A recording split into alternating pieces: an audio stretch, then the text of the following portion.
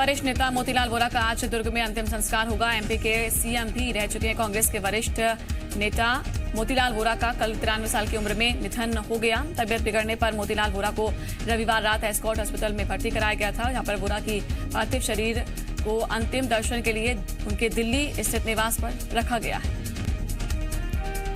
आज मोतीलाल वोरा का पार्थिव शरीर रायपुर लाया जाएगा। मोतीलाल वोरा के निधन पर मध्य प्रदेश और छत्तीसगढ़ में 3 दिन का राजकीय शोक घोषित किया गया है। मोतीलाल वोरा लंबे समय तक कांग्रेस से कोषाध्यक्ष रहे। मोतीलाल वोरा मध्य प्रदेश के मुख्यमंत्री और उत्तर प्रदेश के राज्यपाल रह चुके हैं।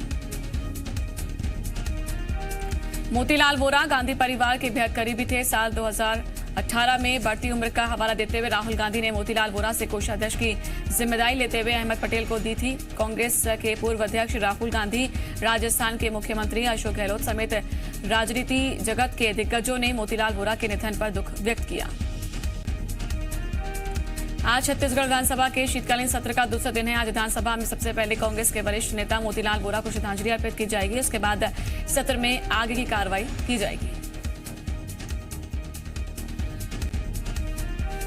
विधानसभा के शीत सत्र के पहले दिन सदन में किसानों की खुदकुशी, किसान और धान खरीदी में अव्यवस्था, मृतक किसानों के परिवारों को मुआवजे के मुद्दे पर सरकार विपक्ष के निशाने पर रही। विपक्ष ने तमाम मुद्दों को लेकर सदन में स्थगन प्रस्ताव रखा, जिस पर सरकार चर्चा के लिए तैयार भी हुई। आज शिवराज कैबिनेट की बैठक होगी, जिसमें कई अहम प्रस्तावों पर चर्चा की जाएगी। सीएम की अध्यक्षता में होने वाली इस बैठक में सभी मंत्री ऑनलाइन शामिल होंगे। माना जा रहा है कि पीएम कृषि सिंचाई योजना में भूजल को शामिल किया जा सकता है। इसके अलावा 50 जिलों में शहरी विकास अभिकरणों में स्वीकृत पदों को निरंतर रखने को लेकर मंजूरी मिल सकती है। एमपी में जेल विभाग के फार्मासिस्ट ग्रेड 2 के खाली पड़े पदों पर यहाँ पर मिलनर्स को पद में बदलने के प्रस्ताव को मंजूरी दी गई है। आज की बैठक में कैबिनेट वनीकरण की जमीन से विस्थापित संस्था को वनीकरण के लिए शासकीय जमीन देने की नीति पर विचार कर सकती है। गौण खनिज नियम 1996 में संशोधन पर भी फैसला हो सकता है। पूर्व प्रधानमंत्री अटल बिहारी वाजपेयी की जयंती पर बीजेपी सुशासन सप्ताह मनाएगी। बीजेपी 25 दिसंबर से 31 दिसंबर के बीच में सुशासन सप्ताह मनाएगी और इस दौरान अधिकारी कर्मचारी घर घर जाकर लोगों की समस्याएं सुनेंगे और उनकी समस्याओं को हल करेंगे। भोपाल में बिना इजाजत प्रदर्शन करना निजी स्कूल संचालकों को महंगा पड़ गया है। प्रांतीय आवासीय शिक्षक संघ ने यहाँ पर 250 लोगों के खिलाफ मामला दर्ज किया है। 22 नामजद सदस्यों समेत 250 लोगों के खिलाफ मामला दर्ज। दरअसल ये संचालक स्कूल खोलने की इजाजत दिए जाने के साथ ही आरटीआई की राशि भुगतान की भी मांग कर रहे थे। वहीं पर प्रदर्शनकारियों ने मांगे नहीं माने जाने पर बेमियादी धरना शुरू करने की चेतावनी दी थी और इस मामले में एमपी नगर पुलिस ने धारा 188 के तहत कार्रवाई को अंजाम दिया।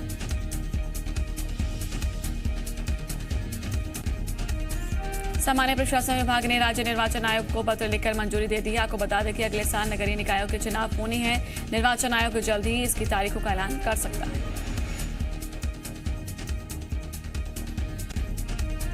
निकाय चुनाव ड्यूटी में लगे कर्मचारियों की सामान्य प्रशासन विभाग ने बड़ा ऐलान किया है। नगरीय निकायों और पंचायतों में चुनाव में ड्यूटी के दौरान कोरोना से निधन होने पर पीड़ित परिवारों को मदद दी जाएगी। घोषणा के मुताबिक पीड़ित परिवार को 30 लाख रुपए की आर्थिक सहायता दी जाएगी।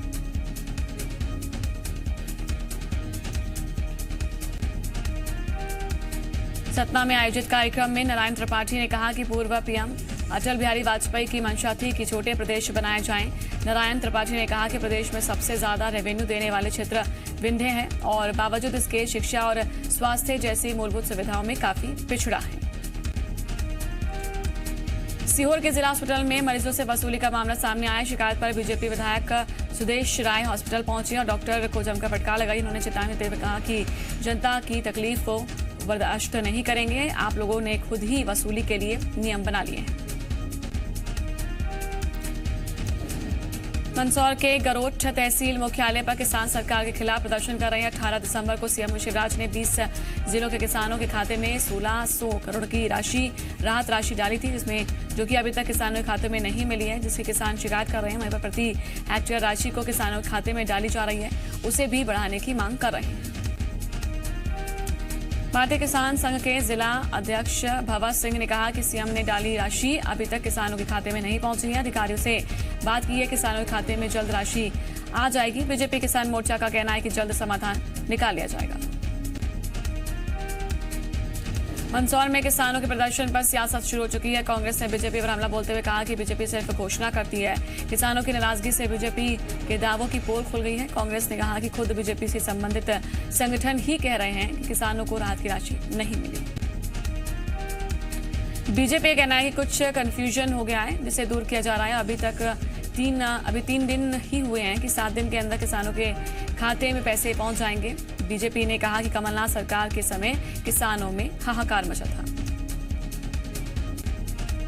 बैतूल में भारतीय किसान संघ ने धरना प्रदर्शन किया है, जिससे कलेक्टर का रास्ता बंद कर दिया गया। कलेक्ट्रेट का रास्ता बंद किया। भारतीय किसान संघ ने मांग की है कि कृषि कानून को सुधार के साथ ही लागू किया जाए। जो कि भ्रम फैला रहे हैं उसे सरकार दूर करे, जिसमें एमएसपी पर खरीदी और उससे कम खरीदी करने पर जुर्माने का प्रावधान करने की मांग की। गरीबों को पक्के आवास का लाभ देने के लिए चलाई जा रही प्रधानमंत्री आवास योजना में भ्रष्टाचार का घुन लग गया। आगर मालवा में पीएम आवास योजना में पलीता लगता हुआ दिखाई दे रहा है। लिस्ट में नाम आने के बाद गरीब परिवारों ने पक्के मकान की आस में अपने कच्चे मकानों को तोड़ दिया। अब कड़कड़ाती ठंड में परेशान हो रहे हैं। जानकारी के मुताबिक अगस्त में 732 हितग्राहियों के नाम से 7 करोड़ 32 लाख रुपए शासन ने नगर पालिका को आवंटित किए थे, और जिसके बाद नगर पालिका ने 2 सितंबर को 732 हितग्राहियों की सूची जारी करके पहली किश्त के रूप में 1 लाख रुपए खाते में डालने की प्रक्रिया शुरू की। लेकिन मामला राजनीति की भेंट चढ़ गया। विरोध के कारण प्रक्रिया पर रोक लगा दी गई। मामले में फिर से विरोध शुरू हो गया। विरोध बढ़ता देख सीएमओ ने बैंकों को सूचना देकर राशि खातों में होल्ड करवाकर जांच शुरू कर दी। वहीं पर मामले में कांग्रेस के प्रदेश सचिव ने नगरपालिका पर भ्रष्टाचार का आरोप लगाकर पल्ला झाड़ दिया है। वहीं पर धरने पर बैठने की चेतावनी भी दे दी गई है। छत्तीसगढ़ में कोरोना का कहर लगातार जारी है। बीते 24 घंटे में कोरोना के 1258 नए मामले सामने आए, जबकि कोरोना संक्रमण से 18 लोगों की मौत भी हुई। प्रदेश में अब तक 2,67,477 लोगों की रिपोर्ट पॉजिटिव आ चुकी है। अब तक 3,199 लोगों की कोरोना संक्रमण से मौत हो चुकी है। हालांकि राहत की बात यह है कि कल 1496 लोग कोरोना से जंग जीतकर डिस्चार्ज हुए। प्रदेश में फिलहाल 16,060 एक्टिव मरीजों का इलाज जारी है। जिलेवार बात करें तो कल रायपुर में सबसे ज्यादा 227, दुर्ग में 102, राजनांदगांव में 93, बालोद में 49, बेमेतरा में 19, कवर्धा में 17 मरीज सामने आए। मुरैना में कांग्रेस के जिला पंचायत सदस्य जगदीश टैगोर के अवैध निर्माण पर प्रशासन का बुलडोजर चलाया गया है। आरोप है कि उन्होंने खेल मैदान की सरकारी जमीन पर कब्जा करके मकान बनाया था। प्रशासन ने मकान गिराकर करोड़ों रुपए के कीमत की सरकारी जमीन को मुक्त कराया। जौरा एसडीएम और पुलिस प्रशासन की मौजूदगी में ये कार्रवाई की गई। रतलाम में हत्या के आरोपी ने भागने की नाकाम कोशिश की। पुलिस ने आरोपी का पीछा करके उसे पकड़ लिया। इस दौरान आरोपी ने पुलिसकर्मियों पर पत्थर फेंके, जिससे कि एक पुलिसकर्मी घायल हो गया। वहीं पर गड्ढे में गिरने से आरोपी के पैर में भी चोट आई है। पुलिस ने आरोपी लाला खां को हत्या के आरोप में गिरफ्तार किया। बीती 14 दिसंबर को मुकेश नाम के व्यक्ति की गोली मारकर हत्या कर दी गई थी, और पुलिस से तफ्तीश में खुलासा हुआ कि मुकेश की पत्नी ने प्रेमी के साथ मिलकर पति को मारने की 2.5 लाख रुपए में सुपारी दी थी। मामले के खुलासे के बाद पुलिस ने हत्या के तीनों आरोपियों को गिरफ्तार किया था। जांजगीर चांपा के अकलतरा में जैन मंदिर से हुई चोरी के मामले में एसपी ने चोरों पर 5,000 रुपए का इनाम रखा है। इससे पहले आज जैन समाज के लोगों ने मौन जुलूस निकाला था। कलेक्ट्रेट पहुंचकर प्रशासन से कार्रवाई की मांग की। आपको बता दें कि 18 दिसंबर की रात अकलतरा के जैन मंदिर में चोरी हुई थी, और शातिर चोर मंदिर से पुरातन महत्व की 3 मूर्तियां उड़ाकर ले गए थे। 6 किलो का चांदी का छत्र और साथ ही दान पेटी से 2 लाख कैश, कई कीमती सामान भी चोरी किए गए थे। पूरी घटना का सीसीटीवी फुटेज भी सामने आया था। राजगढ़ जिले के ब्यावरा में बिजली वितरण कंपनी के ऑफिस में भोपाल लोकायुक्त ने छापा मारा है। ब्यावरा संभाग के उप महाप्रबंधक रितेश श्रीवास्तव को 10,000 रुपए की रिश्वत लेते हुए रंगे हाथों गिरफ्तार किया गया। ब्यावरा संभाग के उप महाप्रबंधक रितेश श्रीवास्तव ने बिजली ठेकेदार सुरेंद्र गुर्जर से 25,000 रुपए की रिश्वत की मांग की थी। रिश्वत की पहली किश्त 15,000 रुपए लेते हुए रितेश श्रीवास्तव को लोकायुक्त ने गिरफ्तार किया। अशोकनगर की नगर कोतवाली पुलिस ने नकली घी बनाने वाली फैक्ट्री पकड़ी है। सूचना पर पुलिस ने घोसी मोहल्ले में छापा मारा है, जहां से बड़ी मात्रा में नकली देसी घी, पाम ऑयल, वनस्पति और घी बनाने का सामान बरामद हुआ। आपको बता दें कि पकड़े गए माल की कीमत करीब 2 लाख रुपए बताई जा रही है। पुलिस ने आरोपी को गिरफ्तार कर लिया है और उस पर कई धाराओं में मामला दर्ज किया गया है। रतलाम में 2 महीने पहले हुई फायरिंग के मामले में चौंकाने वाला खुलासा हुआ। 3 अक्टूबर को गोली लगने से एक युवक शिल्टन एंथोनी घायल हुआ था। जांच में पता चला कि लॉकडाउन में आर्थिक तंगी से परेशान होकर एंथोनी ने ही खुद को गोली मारी। युवक ने पुलिस को बताया था कि 2 बाइक सवारों ने विवाद में गोली मारी थी। जांच के दौरान पुलिस को बाइक सवारों के कोई सुराग नहीं मिले। वहीं पर घायल और परिजन बार बार अपना बयान बदल रहे थे। शक के आधार पर पुलिस ने कड़ाई से पूछताछ की तो एंथोनी ने खुद को गोली मारने की बात को कबूल कर लिया। पुलिस ने एंथोनी पर खुदकुशी की कोशिश, गलत बयान देने, अवैध हथियार रखने के आरोप में मामला दर्ज कर लिया है और जांच शुरू कर दी। बुरहानपुर के नेपा नगर में वनों की कटाई का सिलसिला थमने का नाम नहीं ले रहा है। वन माफियाओं के हौसले इतने बुलंद हैं कि उन्होंने वनों में आने तक का रास्ता भी रोक लिया है। खंडवा के सीसीएफ और वन मंडल के अधिकारी वन कटाई का निरीक्षण करने के लिए पहुंचे। सतना के अटल बिहारी वाजपेयी उत्कृष्ट विद्यालय में 11वीं कक्षा के एक छात्र ने स्कूल में जहर खा लिया। गंभीर हालत में छात्र को जिला अस्पताल में रेफर किया गया, लेकिन उसकी रास्ते में ही मौत हो गई। जानकारी के मुताबिक छात्र वरुण पांडे मोहरिया गांव का रहने वाला था और किसी बात पर अपने पिता से नाराज था। गुना में पुलिस की सक्रियता से अपहरणकर्ताओं ने ट्रक मालिक को छोड़ दिया है। वहीं पर धरनावदा थाना क्षेत्र के गादेर घाटी से ट्रक को भी बरामद कर लिया गया। गुना एसपी ने प्रेस कॉन्फ्रेंस करके इसकी जानकारी दी। बदमाशों ने ट्रक मालिक को छोड़ने के लिए 18 लाख रुपए की रकम मांगी थी।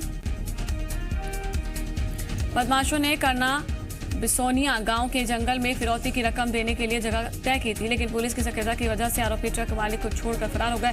पुलिस ने आरोपियों के एक सहयोगी को गिरफ्तार किया। बाकी वहीं पर आरोपियों की तलाश अभी की जा रही है। मुरैना में युवक ने खुद के अपहरण की साजिश रची, जिसका पुलिस ने 24 घंटे के अंदर ही खुलासा कर दिया। मामला दिमनी के सिरमौर का है, जहां पर प्रिंस नाम का युवक ने मोबाइल गेम में अपने पिता के खाते से 5 लाख रुपए खर्च कर दिए और पिता के डर से उसने अपने अपहरण की साजिश रची। आवाज बदलकर 10 लाख रुपए फिरौती मांगी। घबराए पिता अनोद सिंह तोमर ने इसकी शिकायत पुलिस से की। पिता की शिकायत पर पुलिस ने तुरंत कार्रवाई करते हुए युवक को ग्वालियर के एक होटल से बरामद किया। प्रिंस के पिता बिहार में बीएसएफ में तैनात हैं। बड़ा बेटा कई सालों से लापता है। पुलिस ने भी उनकी शिकायत पर तुरंत कार्रवाई की। 24 घंटे में खुलासा कर दिया। सिवनी में हुए सड़क हादसे में 5 लोगों की जान चली गई। वहीं पर NH 7 पर बंडोल टोल प्लाजा के पास ही हादसा हुआ। एक तेज रफ्तार कार ने पीछे से खड़े हुए टैंकर में टक्कर मार दी, जिसकी वजह से यह दर्दनाक हादसा हुआ है। गंभीर घायलों को जिला हॉस्पिटल में भर्ती कराया गया, जहां पर उनका इलाज चल रहा है। मध्य प्रदेश के सरकारी अस्पतालों में लगातार लापरवाही के मामले सामने आते जा रहे हैं। शिवपुरी के लुकवासा प्राथमिक केंद्र में कड़कड़ाती ठंड में नवजातों और गर्भवती महिलाओं को जमीन पर लेटाया जा रहा है। अस्पताल में नीचे बिछाने के लिए गद्दे और ओढ़ने के लिए रजाई की भी व्यवस्था नहीं की गई। अस्पताल में भर्ती मरीजों के परिजन बाजार से किराए पर रजाई और गद्दे लेकर इस्तेमाल कर रहे हैं। हद तो ये है कि यहाँ पर पीने के पानी के लिए भी व्यवस्था नहीं है। मिली जानकारी के मुताबिक हॉस्पिटल में 6 बेड उपलब्ध हैं, लेकिन इससे ज्यादा मरीज आने की वजह से अव्यवस्था हो जाती है। बैतूल में कोरोना वैक्सीन लगाने की तैयारी शुरू हो गई है। पहले चरण में 8,500 से ज्यादा स्वास्थ्य और महिला बाल विकास विभाग के अधिकारी और कर्मचारियों को ये वैक्सीन लगाई जाएगी। वहीं पर इसके बाद पुलिस और सफाई कर्मियों का नंबर भी आएगा। बैतूल में कोरोना वैक्सीन की तैयारी को लेकर यहाँ पर मैदानी अधिकारियों की वर्कशॉप आयोजित की गई है, जिसमें वैक्सीन के संधारण, सुरक्षा और इसे लगाने की तैयारी को लेकर प्रशिक्षण दिया गया। जनवरी अंत और फरवरी के शुरुआत में वैक्सीन आ सकती है। उज्जैन में राजा विक्रमादित्य यूनिवर्सिटी में अब छात्रों को रामचरितमानस का पाठ पढ़ाया जाएगा, लेकिन अंदाज थोड़ा अलग होगा। छात्रों को सत्यों की शिक्षा विज्ञान के जरिए समझाई जाएगी। छात्रों को विज्ञान के जरिए रामचरितमानस की घटनाओं को, जिसमें राम नाम के पत्थर का पानी भी पर तैरना, आकाशवाणी की घटना, बाली की विद्या जैसी बातों को समझाया जाएगा। राजा विक्रमादित्य यूनिवर्सिटी के कुलपति का कहना है कि देश में संभवतः ये पहला पाठ्यक्रम होगा। इसमें पढ़ाने के लिए अयोध्या से वैदिक विद्वानों को आमंत्रित किया गया है और इस पाठ्यक्रम को 20 सीटों के साथ शुरू किया गया है। प्रवेश के लिए इच्छुक विद्यार्थी 28 दिसंबर तक MP ऑनलाइन के जरिए आवेदन कर सकेंगे। बाल्को के CEO और डायरेक्टर अभिजीत पति को यहां पर most promising business leader of Asia सम्मान से नवाजा गया। अभिजीत पति के उत्कृष्ट नेतृत्व और औद्योगिक प्रबंधन के विश्व स्तरीय कौशल के लिए एक प्रतिष्ठित समाचार पत्र के ने उन्हें ये सम्मान दिया है और ये सम्मान ऐसे व्यक्तियों को दिया जाता है जो देश और दुनिया के व्यावसायिक वातावरण को नया आयाम देने में योगदान देते हैं। Most promising business leader of Asia सम्मान मिलने के बाद अभिजीत पति ने कहा कि देश में औद्योगिक वातावरण तेजी से बदल रहा है। ऐसे सम्मान से देश की सेवा, ग्राहकों और समुदायों के प्रति बालकों की कटिबद्धता को नई ऊर्जा मिली है। वहीं पर इसके पहले भी अभिजीत पति को कई सम्मान मिल चुके हैं। अभिजीत पति ने एल्यूमिनियम धातु विशेषज्ञ के तौर पर भारतीय एल्यूमिनियम उद्योग को 30 साल दिए। नीमच में 22 साल का युवा अब यहां पर भारतीय फाइटर प्लेन उड़ाएगा। आयुष का चयन फाइटर पायलट के रूप में हुआ है। 3 जनवरी को कर्नाटक के बिदर में वो रिपोर्ट करेंगे। 12वीं के बाद आयुष का चयन नेशनल डिफेंस एकेडमी में हुआ था और इसके बाद पुणे में उन्होंने 3 साल की ट्रेनिंग ली। पिछली 19 दिसंबर को रक्षा मंत्री राजनाथ सिंह के सामने आयुष ने मार्च पास्ट भी किया। आयुष ने बताया कि ट्रेनिंग के दौरान उन्होंने ट्रेनर प्लेन को 150 घंटे 18,000 किलोमीटर की ऊंचाई तक उड़ाया और देश सेवा के लिए वो हमेशा तैयार है। विश्व पर्यटन स्थल खजुराहो में चल रहे अंतर्राष्ट्रीय फिल्म फेस्टिवल की 5वीं शाम बुंदेलखंड के कलाकारों के नाम रही, जिसमें गायन, नृत्य तथा म्यूजिक पेंटिंग की प्रस्तुतियां हुई है। जिसके बाद कला जगत के सितारे पीयूष मिश्रा, पंडित बिरजू महाराज की शिष्या, देश विदेश में प्रसिद्ध कोरियोग्राफर मैत्री पहाड़ी का सम्मान किया गया। अंतर्राष्ट्रीय फिल्म फेस्टिवल में फिल्म समीक्षक अनूप जोशी का सम्मान किया गया। आयोजन में मुंबई से आए कलाकारों ने फोक डांस किया। साथ ही खजुराहो के नटराज लोक नृत्य संस्थान ने शानदार दीवारी नृत्य प्रस्तुत किया। बेहद अलग रहेगा इस बार का बजट, इंफ्रास्ट्रक्चर पर सरकार का रहेगा फोकस।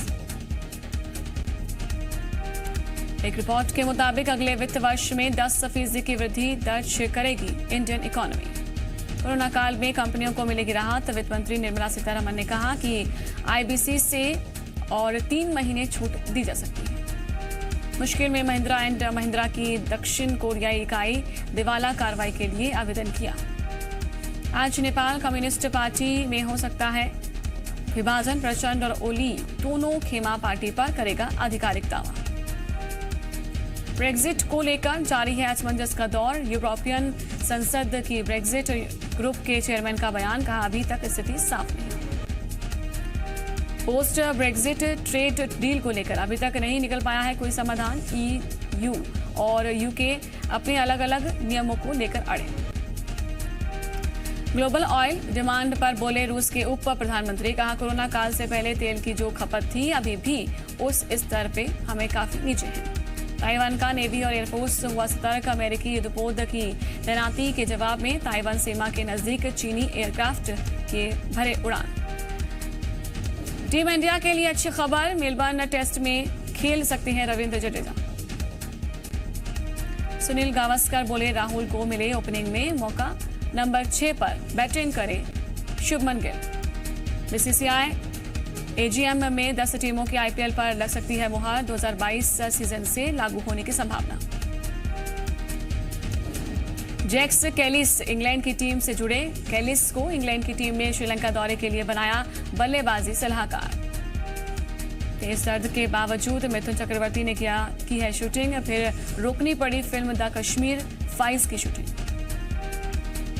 कड़ाके की ठंड के बीच आगरा में शूट कर रहे अक्षय कुमार, सारा अली खान संग फोटोज हुई वायरल। सलमान खान की अपकमिंग फिल्म अंतिम द फाइनल ट्रुथ का फर्स्ट लुक रिलीज हुआ। बहन अर्पिता